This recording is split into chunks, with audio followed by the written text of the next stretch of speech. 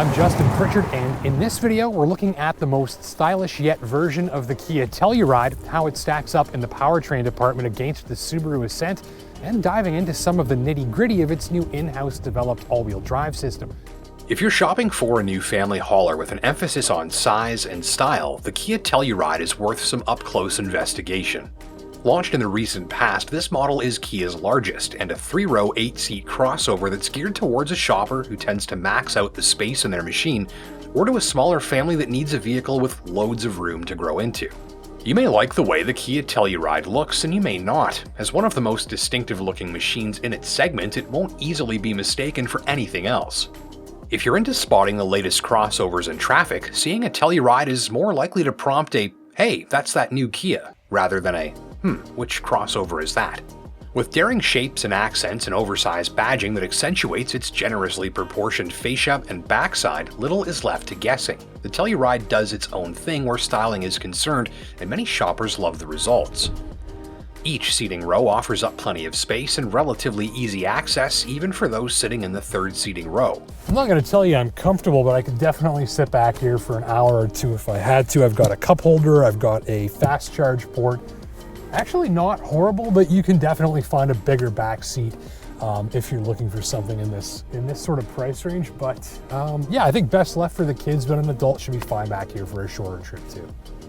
Elsewhere, expect plenty of at-hand storage and charging ports nearby, easily accessible to occupants in each row. Or fold all the seats down flat and you go from family hauler to cargo hauler in just a few seconds flat. The cargo hold offers plenty of space for gear and shopping. Even with the third row seats in use, canine jump in height to the cargo area should be just fine for larger dogs, but double check with your family canine for best results. Good boy. The Telluride starts in the mid-40s for an EX model, with the SX and SX Limited clocking in at the low to mid-50s respectively, complete with additional styling and feature content and a potent premium audio system, perimeter parking camera monitor with bird's eye view, heated and cooled second row seats, and a heads-up display depending on the model selected.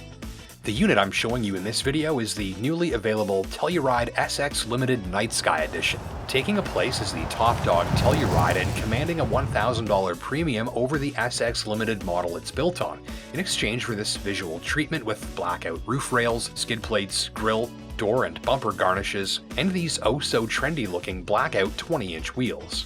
So if you're willing to shell out an extra $1,000 or so, this is a great way to make your Telluride a bit more menacing to look at, a bit more exclusive, and a bit more interesting in appearance. I like how the blackout treatment means my attention is more drawn to the shape and proportions and stance of this vehicle's body, more than to the ornamentation decorating it.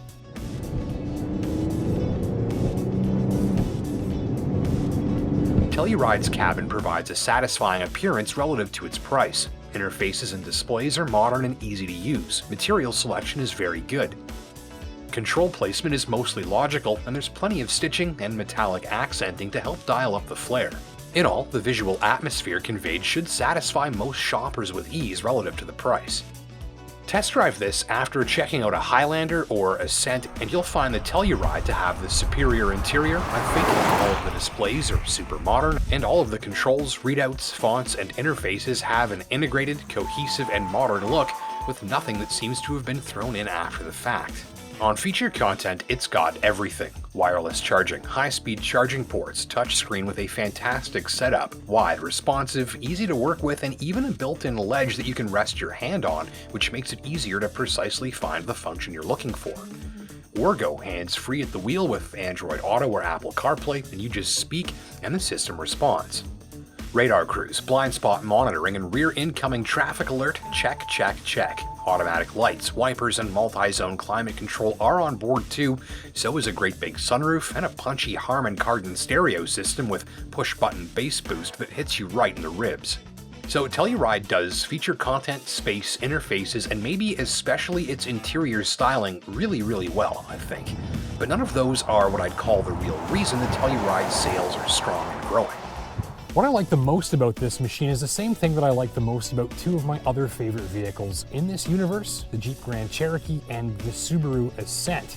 The specific thing behind those two machines and now this Telluride that puts them on my list of favorite crossovers for Northern Ontario is actually something you can't see much of at all. It's way down under here where the Telluride does some of its best work, I think, the suspension.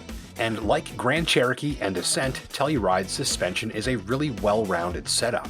It makes for a comfortable highway cruise that's 2/3 lazy boy and 1/3 mid-size car, and also the ride comfort stands up nicely to the very pothole-covered roads in my locale. Put simply, like some of the best machines it competes against, Telluride's ride works to keep you comfortable across a wide range of driving situations, and it's got this big, soft, gentle, but fairly car-like feel that makes it easy to relax in. It's a comfort-first approach. This is the terrain selector dial, which is also worth a mention. You can use this to call up comfort, eco, or sport driving modes that optimize the engine and transmission and all-wheel drive system to turn in all-purpose operation, sportier operation, or a more easygoing setup that makes it easy to save fuel in eco mode. Canadian spec Telluride models also have sand, mud, and snow modes that further optimize drive systems to maximize grip and confidence under a wider range of conditions by selecting the applicable terrain ahead of time if you need to. By giving drivers access to specialized off-road modes instead of a simple all-wheel drive lock mode, this new all-wheel drive system works more precisely under a wider range of conditions. By the way, the all-wheel drive system used in the Telluride is the same in-house design system that debuted in the Kia Stinger for 2018, and you'll also find it in the new Sorento and K5.